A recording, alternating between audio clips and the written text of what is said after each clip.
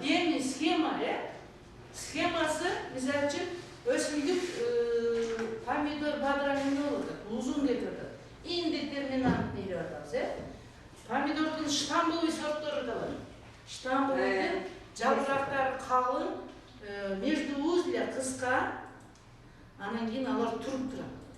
Ал штамбовый. Эгер штамбовый болсо, ошондой тиги немелерди, буларды деген 70 аралыгы, мына жер 70. Ушу 70тен бир эле тип койсоңор болот. Между ряде 30, 30дан көп болбосун. 25. Булар тике өсөт да. Эгерде индетерминантный болсо 5 метрге чейин узунун жетет атабы, анда деген талада могу жер 90 калыш керек. Значит, могу жерге тиктикпи? Мы шахматның бияка тигебиз. Бияка тигебиз, жерге тигебиз, То есть могу жер 35, эгерде ранний сорт болсо. Ранний болсо могу жерде да кылабыз. Раннийлер всегда майдараак болот, азыраак өсөт. Позднийлар көп. Анан могу жер тиги, мисалы үчүн 40 сортуна жараша 50, 70ке чейин болот. Мисалы үчүн розовый деген сорт менин өзүмдө бар. Ушунун облиственный, чоң узун кетет, бутактары көп, ачык кыртышта мен аны деген 90-70 кылам да. Ошондо бул бияка жатат, бул бияка. Также огурцы. Даже 2 метр азыр коюп атышат. 2 метр. Жанагы гибридтерди, талада. Эми теплицада болсо биз вверх кетип атат, Үстүнө байлап атабыз. Ошон үчүн 90дон кем калбаш керек.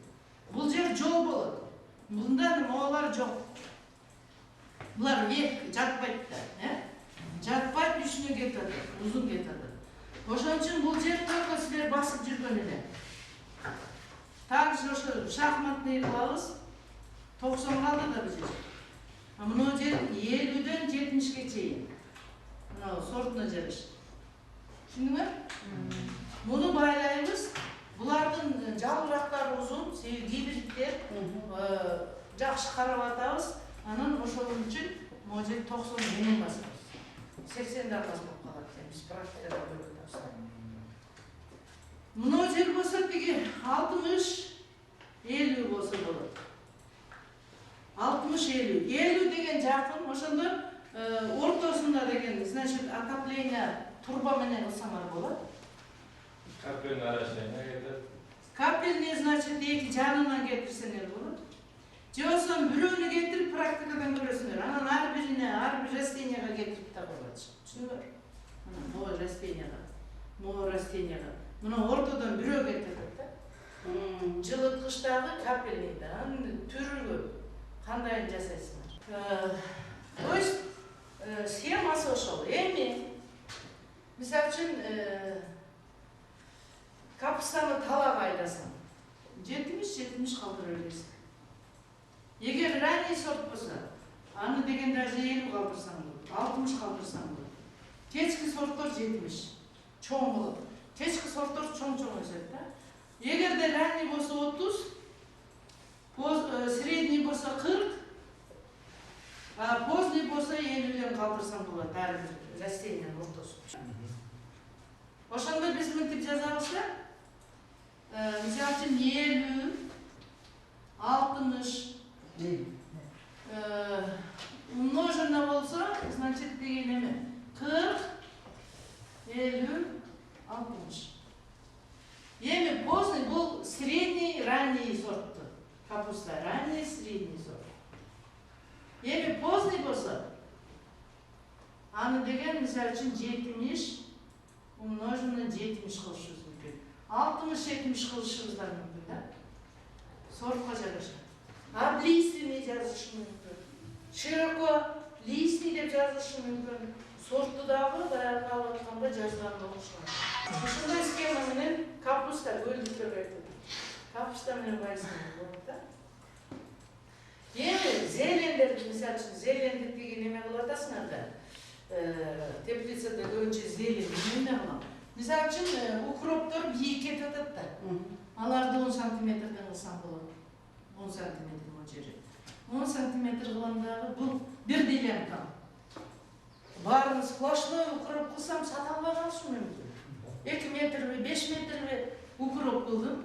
Андан кийин редисканы 20да кылдым. Анан шпинат болсо, мисалы үчүн 15тен кылдым. То есть биз культура кандай өсүп атат? Ошого жараша 10, 15, 20. 25 дагы чоң болуп калат. Биз теплицаны ысытып атабыз, теплицаны карап атабыз. Что ар бир квадратный метрден көбүрөөк урожай алып, көбүрөөк акча алышыбыз. Пияз. Көп пиязды андан да мастабын способу. Мастабын дегенден тим менен бири-бирине тийгизебиз.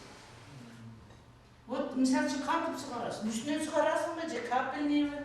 Ошого жараша да рядынчы. Мастабын способун деп коесуң. Сен пиязды, көк пиязды өстүрөм деп атасың да. Көк пияз өстүрсөң кече айткам. Значит, жанагы ортосунда түйүлдүгү көбүрөөк болсун. Ошондо көбүрөөк чыгат. Бирди экини кылсаң, бир экөө чыгаттан чыгар. Ошон үчүн 4-5-6 чыккан болсун да. Баягы кескенде көзүнүгү көрүнөт. Ошону мастабын способун может 4 ряд кыласың дагы, жол коесуң, сууга дагы 4 ряд кыласың. Это топурагыңа жараша. Топурагың сууну жакшы өткөрө алабы? Значит, калың боло берет. Эгер топурагың катуу болсо, 3тен 4тен 5тен даже 10 ряд кылып туруп үстүнөн суу берсең да болот. Бирок көбүнчө жалбырак узун болуп кеткенде үстүнөн берсе, жатып калат да ошонусу. Ошон үчүн капельный эң жакшы. Биринчиден экономия бар, экинчиден топурагы катуулайт кетет. Ярус кылып өстүрөт го, жөн эле пияздак кылып. Ал стеллаж кылышың керек. Стеллаж ар бир стеллажыңда жарык болуш керек. Подвалда эмес. Комнатада, Эгер тиги неме болсо, жарык жетишпесе, ал деген агыштан калат да. Өтө жап-жашыл болот. Жап-жашыл эмне кылат? Күндүн нуру жарык менен фотосинтез жүрөт дагы, ал жап-жашыл. Ал жетпесе, мисалы үчүн картошканы алдым да. Картошканы отургунга чейин биздин кыргыздар эмне кылат? Сыртка чыгарбайт. Акчылай болот, аба-бака узун сабак кетип атат. Ошону үзөт дагы, калганын отургузат. Значит, 30% түшүм кетип калды. Ошондой болбош үчүн тиге турган картошканы эртерээк мондай комнатага чыгарыш керек. Алардан жашыл өсүүлөр өсүп тура берет. Ошондой картошканы өстүрсөң, отличный түшүм. Ошол пиязды айттым, топурак койбош керек да. Топурак не обязательно жидким виде кете бересиң. Бирок топурак койсоң, турганга устойчивый. Тамыры кармайт да. Ошол канча күндө кесип алып турат ошону? Өсүшүнө жараша. Өскөндөн мисалы да, 20 күндө, 40 күндө. Эч качан күндө айтпайм. Бакканыңа жараша.